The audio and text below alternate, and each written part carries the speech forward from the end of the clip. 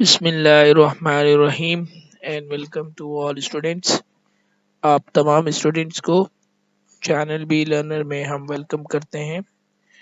Students, आज की इस वीडियो में हम class 9 and matric physics chapter number 4 algebraic expressions की क्वेश्चन नंबर 2 पर डिस्कशन करेंगे। इसकी रिक्वेस्ट जो है वो हमारे व्हाट्सएप नंबर पर आप लोगों की जानिब से आई थी। सो क्वेश्चन नंबर 2 जो है chapter number 4 exercise 4.2 algebraic expression का हम आपके साथ अब डिस्कस करेंगे। वीडियो से पहले आपसे ये रिक्वेस्ट है कि आप इस वीडियो को कंप्लीट देखें। ठीक है, बहुत इंफॉर्मेटिव वीडियो है। एमसीक्यूज के अंदर जो है वो चैप्टर नंबर 4 से ये क्वेश्चन आ सकता है। और प्लस इस वीडियो को देखने के बाद आप अपने फ्रेंड्स एंड फैमिली मेम्बर से, जो स्पेशली वो स्टूडेंट जो क्लास 9 एंड मैट्रिक में हैं, उनसे आप शेयर भी करें ताकि ज़्यादा से ज़्यादा स्टूडेंट्स जो है वो फ़ायदा हासिल कर सकें। स्टूडेंट्स, क्वेश्चन आपकी स्क्रीन पर आपको शो हो रहा है। Write the following algebraic expressions in descending order with respect to the given variables. यहाँ पर WRT वर्ड इस्तेमाल हुआ है, यानी इसका फुल फॉर्म होती है with respect to the given variables. ये जो वेरिएबल्स आपको दिए गए हैं इसके मुताबिक आपने डिसेंडिंग ऑर्डर में इस इक्वेशंस को अरेंज करना है। स्टूडेंट्स, आपने छोटी क्लासेस में असेंडिंग एंड डिसेंडिंग ऑर्डर्स को पढ़ा होगा। जब हम किसी भी छोटी वैल्यू से बड़ी वैल्यू की तरफ बढ़ते हैं तो हम कहते हैं कि ये असेंडिंग ऑर्डर हो रहा है, यानी पहले स्मॉलर वैल्यू, फिर उससे बिगर, फिर उससे बिगर, फिर उससे बिगेस्ट। तो ये होता है जो है वो असेंडिंग ऑर्डर। लेकिन जब हम इसी को इन्वर्स कर देते हैं, यानी हम अपोजिट कर देते हैं और सबसे पहले बड़ी वैल्यू को, फिर उसके बाद उससे स्मॉल वैल्यू को, फिर उससे स्मॉल वैल्यू को लिखते हैं, तो इसे हम कहते हैं कि ये डिसेंडिंग ऑर्डर हो रहा है। लेकिन जब हम अलजेब्रिक एक्सप्रेशंस में लिखते हैं तो अलजेब्रिक एक्सप्रेशंस में हमें जो इक्वेशंस दी जाती हैं हम उसमें पावर्स को देखते हैं कि अगर हमारे पास जो पावर है वो बड़ी है, यानी ज़्यादा बड़ी जो जिसकी पावर ज़्यादा होगी, यानी बड़े नंबर होगा, उसको हम पहले लिखेंगे। जैसे कि आपको ये क्वेश्चन नंबर 1 पे शो हो रहा है कि देखें, यहाँ पर क्वेश्चन नंबर 1 में आपसे कहा जा रहा है कि x² प्लस एक्स क्यूब, फिर उसके बाद -2x एंड देन -1। तो जब हम इसे अरेंज करेंगे तो सबसे पहले, क्योंकि x के पास क्यूब पावर है, 3 पावर है, बड़ी पावर है, तो एक्स क्यूब पहले आ जाएगा। फिर उसके बाद नेक्स्ट, उसके बाद इन सब में x² है तो फिर प्लस x² आ जाएगा। फिर उसके बाद -2 है, क्योंकि x के ऊपर 1 पावर है तो यहाँ पर आ जाएगा वो, उसके बाद -2x आ जाएगा।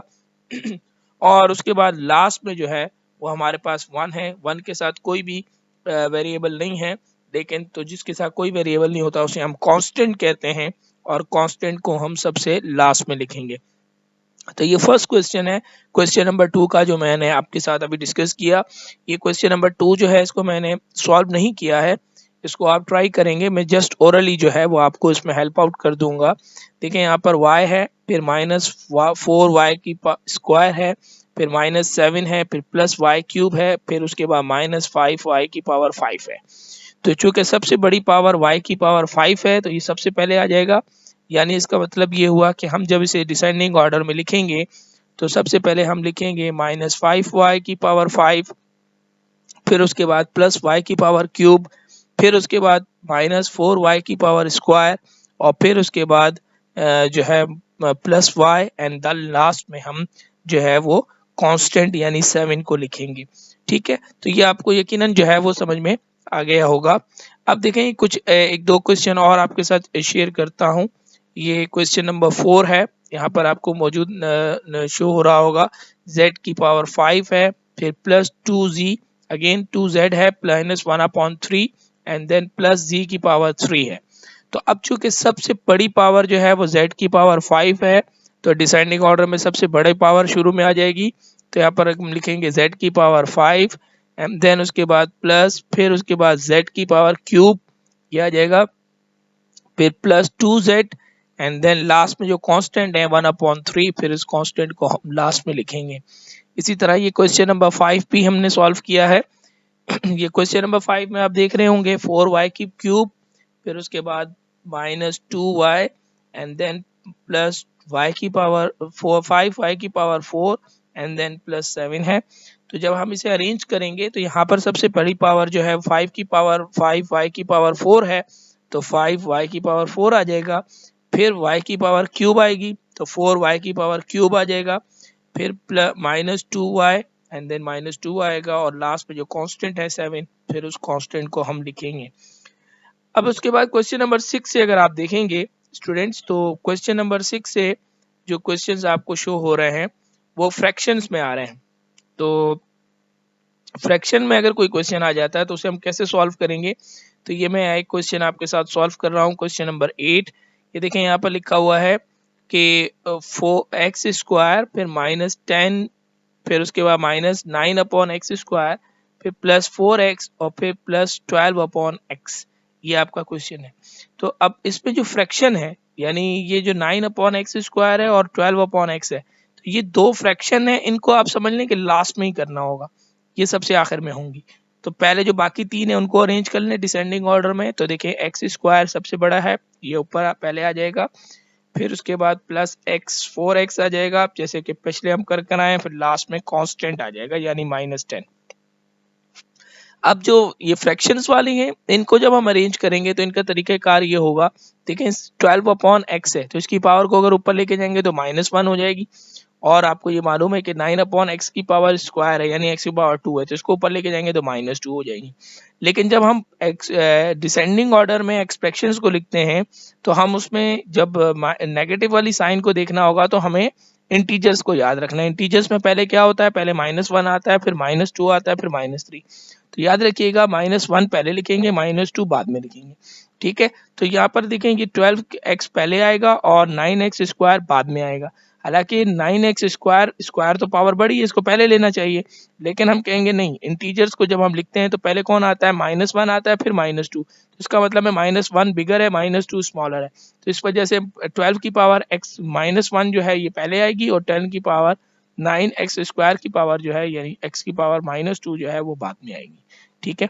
एक और क्वेश्चन ले लेते हैं ये भी आपकी बुक का ही क्वेश्चन है, जो कि आपको स्क्रीन पर शो हो रहा है। क्वेश्चन नंबर 9 एंड 10 है, मैं 10 आपको एक्सप्लेन कर देता हूँ, ठीक है। देखें 9 -4x² फिर -8x² फिर -4/x4 और फिर +4x की पावर 4। तो जब हम इसे अरेंज करेंगे स्टूडेंट्स तो आप देखें सबसे पहले 4x की पावर 4 जो है ये कैपिटल है, सॉरी सबसे बड़ी है, तो इसको शुरू में ले आएंगे यानी 4x की पावर 4 ये डिसेंडिंग ऑर्डर में सबसे पहले इसको लिखा जाएगा। फिर उसके बाद -4x² आ जाएगा। फिर उसके बाद कांस्टेंट 9 ये कांस्टेंट आ जाएगा, क्योंकि जैसे मैंने आपको बताया ना, देखें बाकी जो फ्रैक्शन होंगे उनको हमेशा लास्ट में करेंगे। तो अब आपके पास ये दो फ्रैक्शन बच गए हैं, 4/x की पावर 4 और 8/x का स्क्वायर। अब आप बताइए पहले किसको लिखना चाहिए, तो यकीनन आप कहेंगे कि सर पहले 8x की पावर स्क्वायर लिखनी चाहिए। क्यों? क्योंकि अगर हम इसको ऊपर लेके जाएंगे तो क्या बनेगा, x की पावर ऊपर जाके -2 हो जाएगी और ये -4 हो जाएगी, और जब हम लिखते हैं तो पहले -2 लिखना चाहिए और उसके बाद -4 लिखना चाहिए। तो अक्सर स्टूडेंट क्या करते हैं कि पावर जो 4 है वो पहले लिख देते हैं और x² वो एंड में लिख देते हैं। फ्रैक्शन में ऐसा नहीं होगा, इसकी वजह से ये MCQ जो है जो क्वेश्चन आता है ये 1 मार्क का क्वेश्चन होता है, ये उनका मिस्टेक हो जाती है। तो आपने बेटा इस चीज़ का ध्यान रखना है कि जब आप फ्रैक्शन में डिसेंडिंग ऑर्डर को अरेंज करेंगे तो पहले आपने वो इंटीजर्स को याद रखना है, पहले -2 -1 फिर -2 फिर -3 फिर -4, इस तरीके से आपने पावर्स को लिखना है। तो यहाँ पर 8/x² पहले आएगा क्योंकि ऊपर लेके जाएंगे तो -2 होगा, और 4/x की पावर 4 ये बाद में आएगी क्योंकि अगर इसको ऊपर लेके जाएंगे तो -4 होगी। तो -2 की पावर पहले आएगी और -4 की पावर बाद में आएगी, ठीक है स्टूडेंट्स। उम्मीद करता हूँ कि आपको आज की इस वीडियो में जो कि हमने चैप्टर नंबर 4 एक्सरसाइज 4.2 से रिलेटेड बनाई थी, आपको यकीनन ये क्वेश्चन 2 जो है वो समझ में आया होगा। अपने कमेंट से हमें ज़रूर आगाह कीजिएगा और इस वीडियो को ज़्यादा से ज़्यादा शेयर भी करें ताकि ज़्यादा से ज़्यादा स्टूडेंट्स जो है वो इससे फ़ायदा हासिल कर सकें। Thank you very much, take care, have a nice time and अल्लाह हाफिज़।